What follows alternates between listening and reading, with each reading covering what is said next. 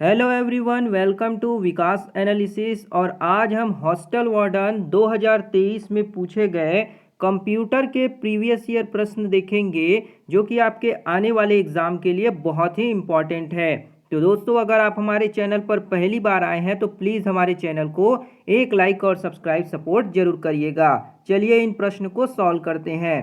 पहला प्रश्न है आपका, प्रथम पीढ़ी का कंप्यूटर खाली स्थान तकनीकी का उपयोग संसाधन के लिए करता है ना। जो फर्स्ट जनरेशन का आपका कंप्यूटर है वो कौन सी टेक्नोलॉजी का उपयोग जो है संसाधन के रूप में करता है।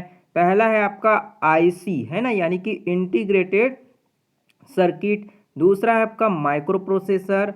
तीसरा है आपका ट्रांजिस्टर और चौथा है वैक्यूम ट्यूब। तो फर्स्ट जनरेशन के जो कंप्यूटर है उसमें कौन सी जो टेक्नोलॉजी है उसका यूज़ किया जाता है। तो इसका सही आंसर क्या होगा आपका वैक्यूम ट्यूब है ना। वैक्यूम ट्यूब यानी कि निर्वात जो ट्यूब है उसका जो है यूज़ किया जाता है। तो यहाँ पे आपका ऑप्शन नंबर डी जो होगा करेक्ट हो जाएगा। बाकी ऑप्शन भी देख लेते हैं कि ये कौन कौन से जो है कंप्यूटर में इन टेक्नोलॉजी का यूज़ किया गया है। जो पहला ऑप्शन है आईसी सर्किट, यानी कि आपका इंटीग्रेटेड सर्किट जो है इसका उपयोग जो है आपके थर्ड जनरेशन है ना, जो थर्ड जनरेशन है उसके लिए यूज़ किया गया है। इसी तरह से जो आपका माइक्रो प्रोसेसर है, ये माइक्रो प्रोसेसर जो है आपका फोर्थ जनरेशन के लिए, किसके लिए, फोर्थ जनरेशन के लिए कंप्यूटर के लिए यूज़ किया गया। और जो आपका ट्रांजिस्टर है, ट्रांजिस्टर जो है आपका ये सेकेंड जनरेशन के लिए जो है इसका यूज़ किया गया है। तो इन पॉइंट को भी आप याद रखिएगा है ना। तो यहाँ पे आपका जो है फर्स्ट जनरेशन के लिए आपका वैक्यूम ट्यूब टेक्नोलॉजी का यूज़ किया गया है। सेकेंड जनरेशन के लिए आपके ट्रांजिस्टर। थर्ड जनरेशन के लिए हो गया आपका आईसी यानी कि इंटीग्रेटेड सर्किट। और फोर्थ जनरेशन के लिए माइक्रो प्रोसेसर का जो है यूज़ किया गया है। तो इन पॉइंट को आप याद रखिएगा। अगला प्रश्न देखते हैं। अगला प्रश्न है आपका यहाँ पे, खाली स्थान इंटरनेट उपयोगकर्ताओं को दुनिया भर से संदेश भेजने और प्राप्त करने में मदद करता है ना। क्या चीज़ जो है इंटरनेट उपयोग करता है, यानी कि यूज़र्स को दुनिया भर के संदेश भेजने और प्राप्त करने में मदद करता है। पहला ऑप्शन है आपका यूआरएल। दूसरा है डब्ल्यू।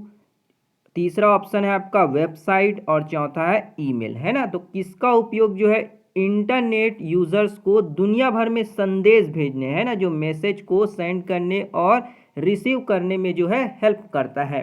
तो इसका सही आंसर क्या हो जाएगा, वो होगा आपका ईमेल है ना। ईमेल आप यूज़ करते होंगे किसी को संदेश भेजने के लिए या संदेश को प्राप्त करने के लिए, तो वो आपका ईमेल हो जाएगा, यानी कि इलेक्ट्रॉनिक मेल का उपयोग किया जाता है।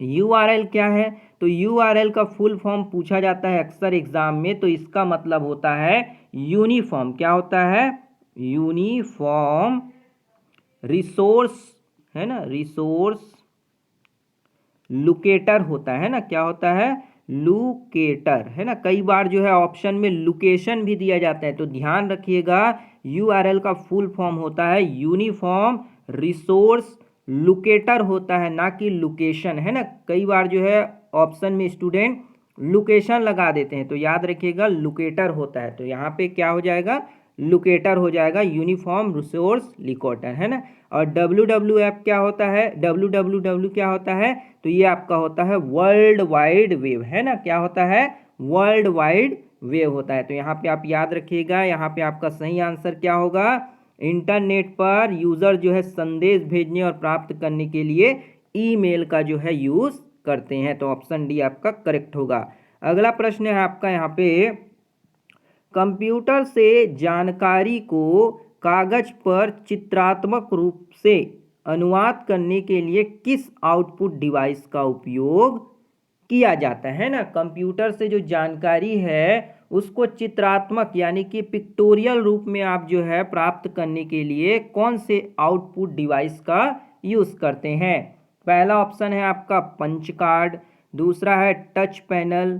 तीसरा माउस और चौथा है आपका प्लॉटर। तो इसका सही आंसर क्या हो जाएगा, वो होगा आपका यहाँ पे प्लॉटर है ना। प्लॉटर का यूज़ जो है हम कागज पर चित्रात्मक रूप से अनुवाद करने में आउटपुट डिवाइस के रूप में यूज़ करते हैं। जो ये प्लॉटर होता है वो प्रिंटर की तुलना में काफ़ी बड़े होते हैं ना, याद रखिएगा प्रिंटर की तुलना में बड़े होते हैं। और प्लॉटर जो है हाई ग्राफिक्स, क्या है, हाई ग्राफिक है ना, हाई ग्राफिक्स जो है उसको प्रिंट करने के लिए इसका यूज़ जो है किया जाता है। और माउस क्या है, तो माउस आपका एक तरह का इनपुट डिवाइस है। और आपका टच पैनल ये भी आपके क्या है, एक तरह के इनपुट डिवाइस होते हैं। और पंच कार्ड क्या है, तो पंच कार्ड जो है आपका फर्स्ट जनरेशन में इसको यूज़ किया गया था ना। जो फर्स्ट जनरेशन का आपका कंप्यूटर है उसमें जो है आपके पंच कार्ड का यूज़ किया गया था स्टोरेज के रूप में। किसके रूप में, स्टोरेज के रूप में, है ना। तो याद रखिएगा इस पॉइंट को भी कि पंच कार्ड क्या है, तो ये फर्स्ट जनरेशन के कंप्यूटर में, प्रथम पीढ़ी के कंप्यूटर में इसका यूज़ स्टोरेज के रूप में किया गया था। तो यहाँ पे हमारा सही आंसर क्या हो जाएगा, तो वो होगा आपका प्लॉटर। क्या होगा, ऑप्शन डी प्लॉटर जो होगा करेक्ट हो जाएगा। अगला प्रश्न देखते हैं, कंप्यूटर का भौतिक भाग कहलाता है ना। कंप्यूटर के जो फिजिकल कंपोनेंट है या पार्ट है उसको हम क्या कहेंगे। पहला है सॉफ्टवेयर, दूसरा है हार्डवेयर, तीसरा सीपीयू और चौथा है प्रोसेसर। तो कंप्यूटर के जो फिजिकल पार्ट हैं उसको हम क्या कहेंगे, तो इसका सही आंसर हो जाएगा आपका हार्डवेयर। क्या हो जाएगा आपका यहाँ पे, हार्डवेयर जो होते हैं कंप्यूटर के फिजिकल पार्ट होते हैं। तो ऑप्शन बी आपका करेक्ट हो जाएगा। बाकी ये सॉफ्टवेयर, सीपीयू, प्रोसेसर यानी कि प्रोसेस करना, ये सभी आपके जो है ये हार्डवेयर के अंतर्गत नहीं आएंगे। तो ऑप्शन बी आपका करेक्ट होगा। अगला प्रश्न है आपका यहाँ पे, 1 किलोबाइट बराबर होता है, यानी कि 1 KB है ना, 1 किलोबाइट बराबर कितना होता है यहाँ पे पूछा जा रहा है। पहला ऑप्शन है 1024 बाइट यानी कि 1024 बाइट, दूसरा है 1024 बीट्स, तीसरा 1 GB और चौथा है उपरोक्त सभी। तो 1 किलोबाइट बराबर क्या होता है, 1 KB बराबर होता है आपका 1024, क्या होता है आपका बाइट, क्या होता है BYTES, ये होता है आपका 1 किलोबाइट बराबर। कई बार एग्जाम में जो है इस तरीके से ना दे करके 2 की पावर में पूछ लेता है ना, तो क्या होता है इसका, और इसको हम और लिख सकते हैं 2 to the power 10 बाइट, है ना, 2 to the power 10 बाइट, इस तरीके से भी हम लिख सकते हैं। तो इसको भी आप याद रखिएगा क्योंकि एग्जाम में ये पूछा गया प्रश्न है, क्या है, इसको पूछा जा चुका है ना। और 1 GB है ना, 1 GB बराबर क्या होता है, तो आपका 1024 मेगाबाइट है ना। या फिर हम इसको और लिख सकते हैं 2 to the power, क्या लिख सकते हैं 2 to the power 10 मेगाबाइट, इस तरीके से हम भी इसको लिख सकते हैं ना। तो यहाँ पे हमारा सही आंसर क्या होगा, 1 किलोबाइट बराबर क्या हो जाएंगे, जो होगा option number A 1024 bytes, option A आपका करेक्ट हो जाएगा। अगला प्रश्न देखते हैं, खाली स्थान मास्टर बूट रिकॉर्डिंग को संक्रमित करता है और इस वायरस को हटाना कठिन और दुष्कर कार्य है ना। बूट रिकॉर्डिंग को क्या करता है, वो संक्रमित करता है और उसको, उस वायरस को हटाना जो है बहुत ही कठिन काम होता है। तो उसे हम क्या कहेंगे। पहला ऑप्शन दिया है ट्रोजन, दूसरा है पॉलीमॉर्फिक, तीसरा है बूट सेक्टर वायरस और चौथा है आपका मल्टीपायराइट्स, है ना। तो इसका सही आंसर क्या हो जाएगा, तो वो होगा आपका यहाँ पे बूट सेक्टर वायरस, है ना, क्योंकि बूट से रिलेटेड है। तो यहाँ पे मास्टर बूट रिकॉर्डिंग को संक्रमित करता है और वायरस को हटाना जो है बहुत ही कठिन काम है ना, उस वायरस को रिमूव करना जो है बहुत ही कठिन होता है। तो उसको हम बूट सेक्टर वायरस कहेंगे, है ना। यहाँ पे, तो यहाँ पे आपका ऑप्शन सी जो होगा करेक्ट हो जाएगा। और ऑप्शन ए का भी देख लेते हैं, ये ट्रोजन का मतलब क्या होता है, कई बार एग्जाम में पूछा जाता है। तो ट्रोजन क्या होता है, एक तरह का सॉफ्टवेयर प्रोग्राम है, क्या है, सॉफ्टवेयर प्रोग्राम होता है जो इंटरनेट का, है ना। आप जब इंटरनेट का यूज़ करते हैं तो कंप्यूटर द्वारा जो है वो आपके जो है इंटरनेट के थ्रू, है ना, इंटरनेट के थ्रू जो है आपके कंप्यूटर में क्या कर जाता है, कंप्यूटर में एंटर कर जाता है। तो उसको हम, उस तरह के वायरस को हम ट्रोजन वायरस कहते हैं। पॉलीमॉर्फिक क्या है, तो पॉलीमॉर्फिक जो है ये जो वायरस होता है वह बार बार अपनी कॉपी बनाता है, क्या करता है, बार बार जो है अपनी कॉपी कर लेता है, बार बार क्या कर लेता है, कॉपी बना लेता है ना। इस तरह के वायरस को हम क्या कहते हैं, पॉलीमॉर्फिक वायरस कहते हैं। और जितने बार वो कॉपी करेगा ना उतने बार जो है उसका अलग अलग नया नया नाम रख लेता है अपने वायरस का, और जो है हर बार जो है उसका रूप जो भी है वो बदलते रहता है। तो उस तरह के वायरस को हम पॉलीमॉर्फिंग कहते हैं ना। तो यहाँ पे हमारा सही आंसर क्या हो जाएगा, वो होगा boot sector virus, option C correct होगा। अगला प्रश्न देखते हैं, निम्न में से क्या एक इनपुट डिवाइस नहीं है ना, कौन सा जो है आपका एक इनपुट डिवाइस नहीं है वो देखते हैं। यहाँ पे पहला है माउस, दूसरा है प्रिंटर, तीसरा कैमरा, चौथा ऑप्शन है कीबोर्ड, है ना। तो इनपुट डिवाइस देख लेते हैं। इनपुट है ना, ये है आपके एग्जाम में पूछे जाते हैं। तो कौन कौन से जो होंगे इंपॉर्टेंट है आपके, माउस है ना, क्या है, माउस आपके इनपुट में आते हैं। कैमरा हो गया, है ना। कीबोर्ड जो हो गया आपका, कीबोर्ड हो गया। और क्या आ सकते हैं आपके, टच स्क्रीन, है ना, टच स्क्रीन हो गया, है ना, टच स्क्रीन। इसके अलावा OCR है ना, ऑप्टिकल कैरेक्टर रीडर, OMR भी आते हैं आपके, ठीक है। और बार कोड रीडर, है ना, बार कोड रीडर आप तो देखे ही होंगे, बार कोड रीडर। ये सब जो होते हैं आपके इनपुट डिवाइस के अंतर्गत आ जाते हैं। जबकि जो आपका यहाँ पे दूसरा ऑप्शन में दिया है प्रिंटर, है ना, प्रिंटर क्या है आपका, आउटपुट डिवाइस है ना। जब भी आपको इनपुट देंगे, प्रिंटर आपने देखा होगा एक तरह का आउटपुट डिवाइस होता है। इसी तरीके से आपके जो मॉनिटर होते हैं ना, मॉनिटर, ये भी आपके आउटपुट डिवाइस हैं। प्लॉटर है ना, प्लॉटर जो है अक्सर एग्जाम में प्लॉटर से रिलेटेड प्रश्न बनते हैं। तो प्लॉटर भी आपका क्या है, एक तरह का आउटपुट है। स्पीकर है ना, स्पीकर आप देखे होंगे, स्पीकर ये भी आपका आउटपुट डिवाइस होता है। प्रोजेक्टर, आप प्रोजेक्टर भी देखे होंगे, कॉलेज में यूज़ किया जाता है ना, प्रोजेक्टर किसी प्रेजेंटेशन के लिए। तो ये भी आपका क्या है, एक तरह का आउटपुट डिवाइस होता है। तो यहाँ पे हमारा सही आंसर क्या होगा, प्रिंटर जो है एक तरह का इनपुट डिवाइस नहीं होगा। तो ऑप्शन बी करेक्ट हो जाएगा।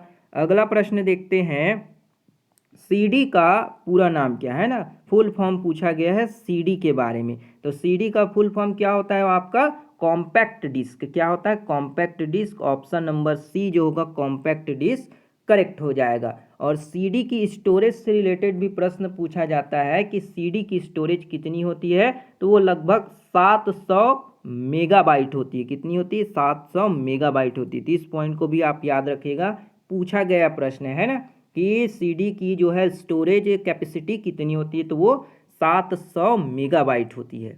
दोस्तों अगर वीडियो बढ़िया लग रहा हो तो लाइक ज़रूर करिएगा और सब्सक्राइब सपोर्ट भी करिएगा।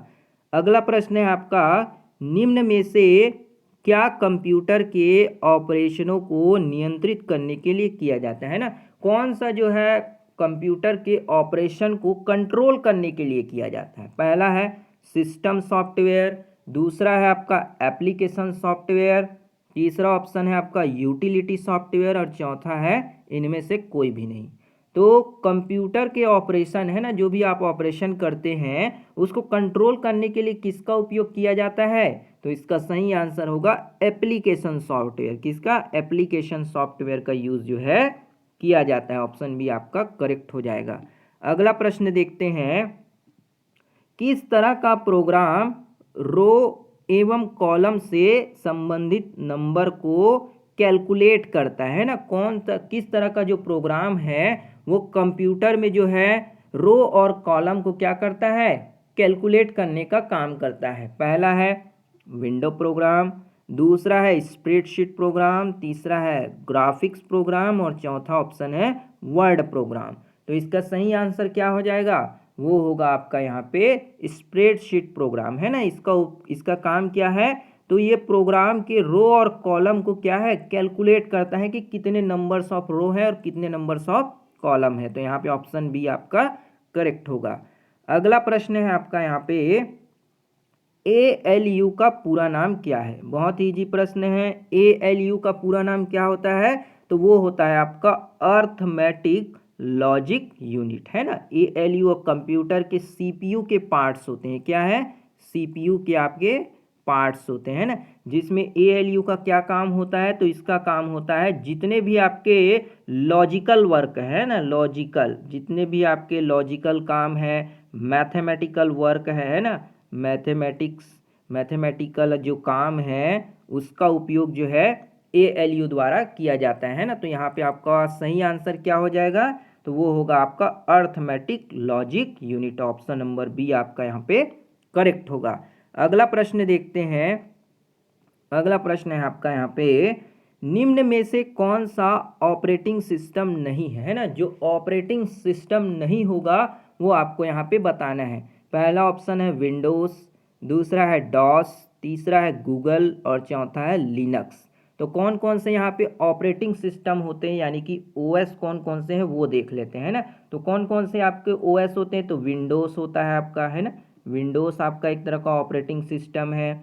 और कौन है आपका, डॉस भी ऑपरेटिंग सिस्टम है। लिनक्स भी क्या है, लिनक्स भी आपका एक तरह का ऑपरेटिंग सिस्टम होते हैं। इससे और एक प्रश्न बनता है कि कौन सा जो है आपका ओपन सोर्स होता है, कौन सा मल्टी यूज़र ऑपरेटिंग सिस्टम होता है। तो यहाँ पे याद रखिएगा, लिनक्स जो होता है वो ओपन सोर्स होता है। क्या होता है, ओपन सोर्स होता है ना, ओपन सोर्स ऑपरेटिंग सिस्टम है।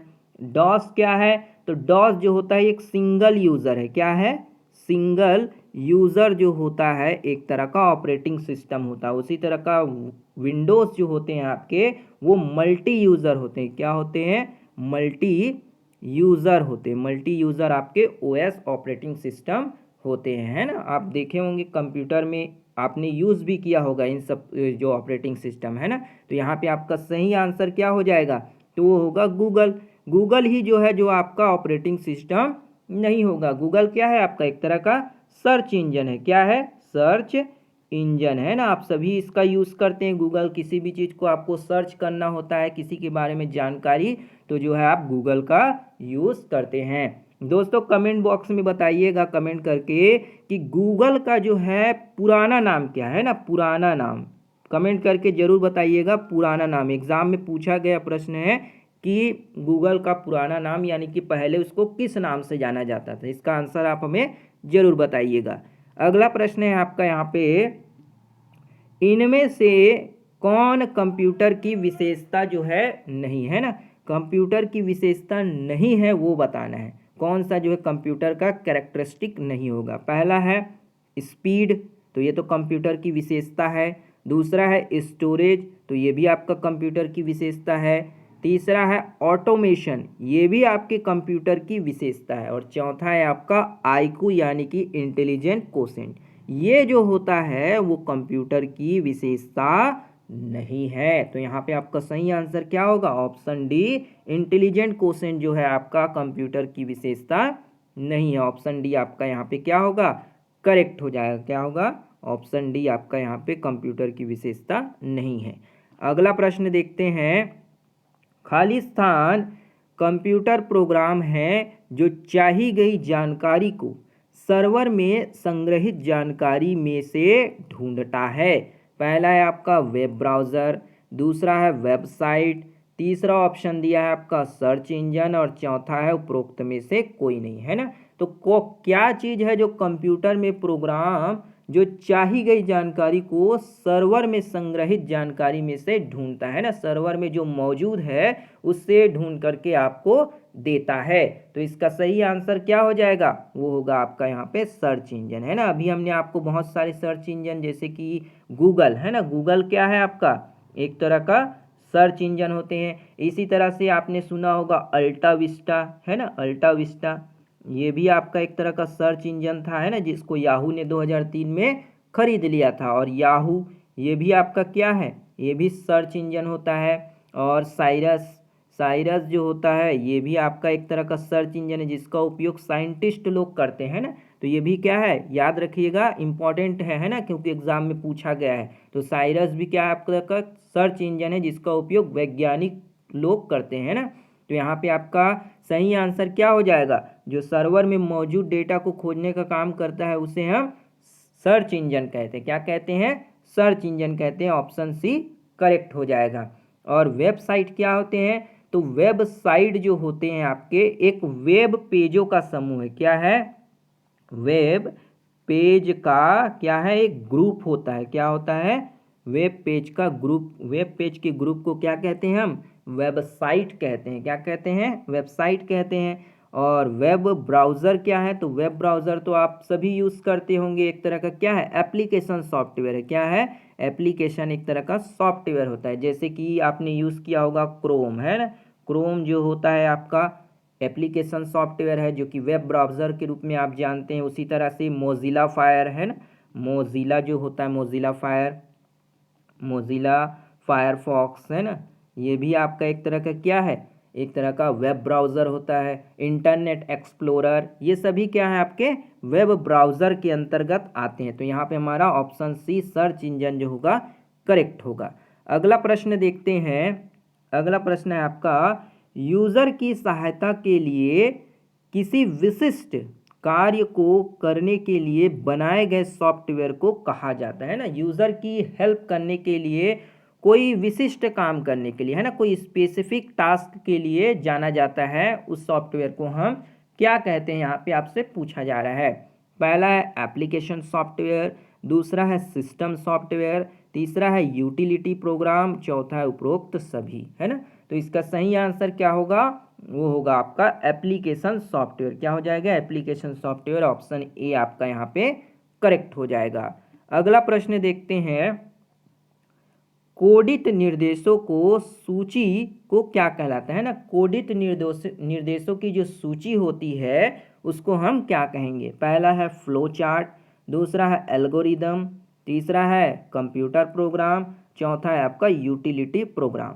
जो कोडित निर्देश होते हैं ना, जो कोडेड जो आपके इंस्ट्रक्शंस होते हैं, उसको हम क्या कहेंगे। पहला ऑप्शन है, पहले तो यहाँ पे आपका सही आंसर क्या हो जाएगा, तो वो होगा आपका यहाँ पे एल्गोरिदम कहते हैं उसको। क्या कहते हैं हम, एल्गोरिदम कहते हैं। ऑप्शन बी आपका करेक्ट होगा। अगला प्रश्न है आपका यहाँ पे, कंप्यूटर किस प्रकार की भाषा को समझता है ना। बहुत ही इजी प्रश्न है। कंप्यूटर जो है किस तरह की भाषा को समझता है, वो आपसे पूछा जा रहा है। पहला है नॉर्मल मशीन लैंग्वेज, है ना, दूसरा है आपका कंप्यूटर लैंग्वेज, तीसरा है असेंबली लैंग्वेज और चौथा है हाई लेवल लैंग्वेज। तो कंप्यूटर जो है वो किस तरह की भाषा को समझता है, तो वो आपके नॉर्मल मशीन लैंग्वेज को समझता है ना। ऑप्शन नंबर ए आपका यहाँ पे करेक्ट हो जाएगा, जिसमें बाइनरी डिजिट आपके 0 और 1 होते हैं ना। 0 और 1 जो है, इसी तरह की भाषा को जो है कंप्यूटर में प्रयोग किया जाता है। अगला प्रश्न है आपका, कंप्यूटर के पिता खाली स्थान को कहा जाता है ना। कंप्यूटर के फादर जो है किसको कहते हैं, यहाँ पे पूछा जा रहा है। पहला ऑप्शन है चार्ल्स बेबेज, दूसरा है बिल गेट्स, तीसरा है स्टीव जॉब्स और चौथा है नन ऑफ द अबव, यानी कि उपरोक्त में से कोई नहीं। तो कंप्यूटर का पिता किसे कहा जाता है, बहुत ही इजी प्रश्न है। तो क्या हो जाएगा, वो होगा आपका चार्ल्स बेबेज, है ना। ऑप्शन नंबर ए आपका कंप्यूटर के पिता चार्ल्स बेबेज को कहा जाता है। अगला प्रश्न है आपका यहाँ पे, निम्न में से क्या सीपीयू का भाग नहीं है ना। कौन सा जो है वो सीपीयू का पार्ट नहीं होगा, वो आपको बताना है। पहला है मेमोरी, दूसरा है कंट्रोल यूनिट, तीसरा है अर्थमेटिक लॉजिक यूनिट और चौथा है इनपुट यूनिट। तो सीपीयू के जो होते हैं वो 3 पार्ट होते हैं। क्या होते हैं, सीपीयू के आपके 3 पार्ट होते हैं। पहला क्या होता है, तो पहला होता है आपका मेमोरी यूनिट, है ना। दूसरा क्या होता है, तो दूसरा आपका कंट्रोल यूनिट और तीसरा होता है आपका ALU, यानी कि अर्थमेटिक लॉजिक यूनिट, है ना। तो यहाँ पे कंप्यूटर के कौन से भाग नहीं होंगे, तो वो होगा आपका इनपुट यूनिट। क्या होंगे, इनपुट यूनिट जो है आपके सीपीयू के, सॉरी है ना, यहाँ सीपीयू पूछा गया है, सीपीयू के भाग नहीं होंगे। तो ऑप्शन डी आपका यहाँ पे करेक्ट होगा। अगला प्रश्न है आपका यहाँ पे, एप्लीकेशन के आधार पर निम्न में से कौन सा कंप्यूटर का प्रकार नहीं है ना। एप्लीकेशन के आधार पर, है ना, एप्लीकेशन के बेस पर कौन सा जो है कंप्यूटर का एक टाइप नहीं है, वो आपको बताना है। पहला है रिमोट, दूसरा है एनालॉग, तीसरा है डिजिटल, चौथा है आपका हाइब्रिड। तो इसका सही आंसर क्या हो जाएगा, ये सभी जो है एप्लीकेशन के आधार पर होते हैं, जिसमें आपका एनालॉग आ जाता है, डिजिटल और हाइब्रिड, ये क्या है, एप्लीकेशन के बेस पर होते हैं। लेकिन रिमोट जो है आपका यहाँ पे एप्लीकेशन के आधार पर कंप्यूटर नहीं होगा। तो ऑप्शन ए आपका यहाँ पे क्या होगा, करेक्ट हो जाएगा। तो ये थी दोस्तों आपके कंप्यूटर के पूछे गए जो आपके हॉस्टल वार्डन ITI 2023 में हुए उस परीक्षा के प्रश्न थे, इसको हमने आपको समझाने की कोशिश की है। कमेंट करके बताइएगा दोस्तों वीडियो कैसा लगा। अगर वीडियो बढ़िया लगा हो तो एक लाइक ज़रूर कर दीजिएगा, शेयर, सपोर्ट और सब्सक्राइब भी जरूर करिएगा। मिलते हैं अगली वीडियो में, तब तक के लिए जय हिंद, वंदे मातरम।